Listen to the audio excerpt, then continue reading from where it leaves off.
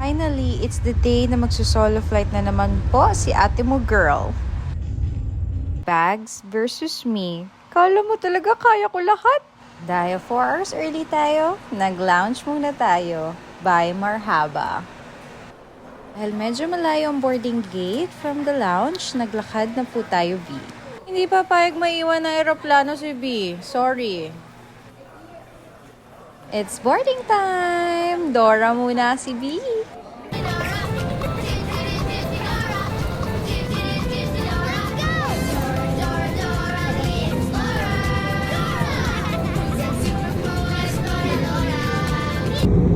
One eternity later.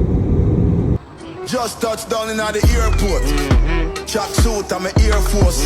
Dahil wala naman ako makitang direct flight from Manila to Jeju. Okay, nag-touchdown po tayo to Incheon, going to Gimpo Airport. Midnight bus going to Songjong Station.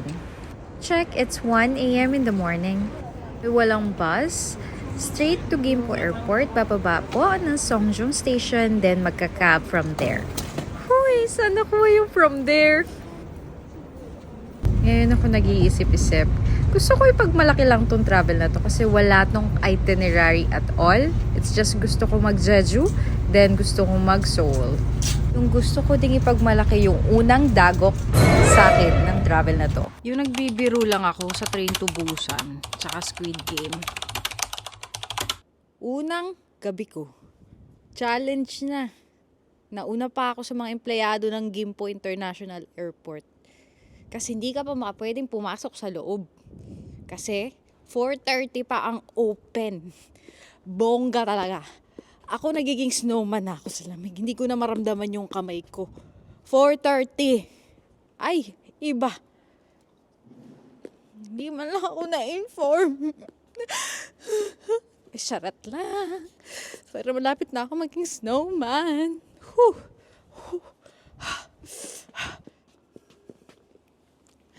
Ay, grabe. Sabi ko sa inyo. Ngayon, sa susunod na babalik ako dito. At kailangan kong sumakay ng anything na sub ng airline nila. Korean Air, Jeju, Jetstar. 4:30 po, opening o bukas ng Gimpo International Airport. International Airport pa yan dahil. Ang lamig talaga.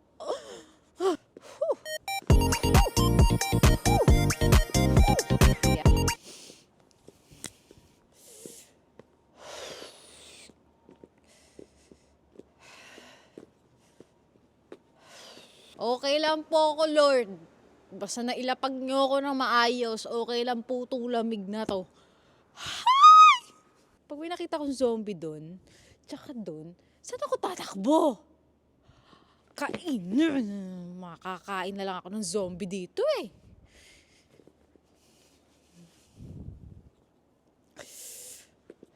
Tingin ng kating-ting, tingin ng kating-ting. Hindi, yung negative 2, pero butas yung maon.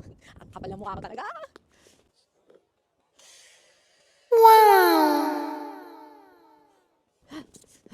So guys, I advise you, double check. Meron pala talagang airport na nagsasara. Hindi ko talaga ini-expect in my entire life. Never gonna imagine na merong international airport na magko-close. May closing sila in fairness at may opening sila. It's 4:30 in the morning. Ang flight ko is 6:40 in the morning. Sa Pilipinas nga, ang domestic, kailangan 2 hours before ka ng flight, andun. Kasi hindi umuubra yung 30 minutes eh. Hindi umuubra yung 1 oras. Kaya 2 hours, hindi umuubra yun eh. Grabe. Heat pack kasi hindi dumating. Huy, grabe. Malapit ako mangitim yung mga daliri ko. What an experience. Grabe. Kaya, papasukin mo naman ako, Opa. Hindi ko na pumaramdaman yung mga daliri ko, Opa. Nahabol ko nga yung maging 3 hours to 4 hours ako sa airport. So, ganun sa airport na ako. So, charge pa ako. May ganun ako effect. Ako pala ako magbubukas. Hindi nga bukas eh. Talo ko pa nag-a-apply dito. Ano ba yun?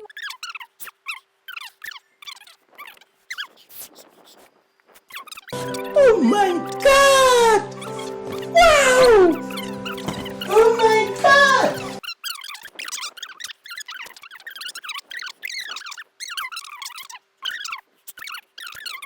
2 hours later.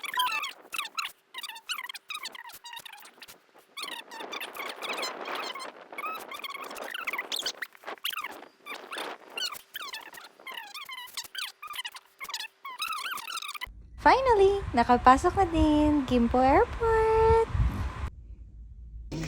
Jeju Air, ilalaban natin tong araw na to. Ha? Laban lang, babe. Laban lang.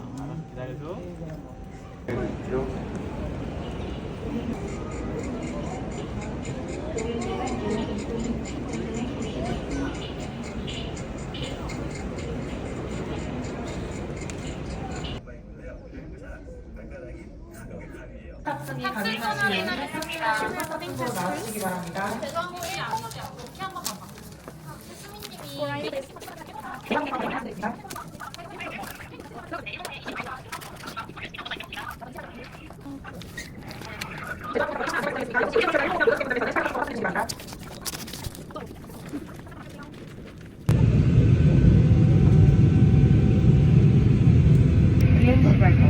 이륙 후 1시간으로 예상됩니다. Sila.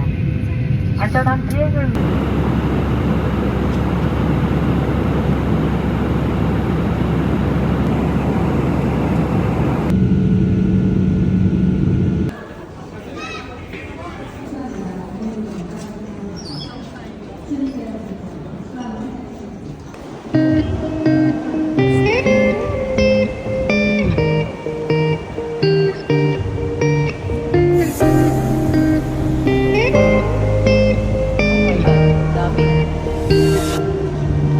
나의 두 눈을 감으면 떠오르는 그 눈동자. Thanks for watching. Please subscribe.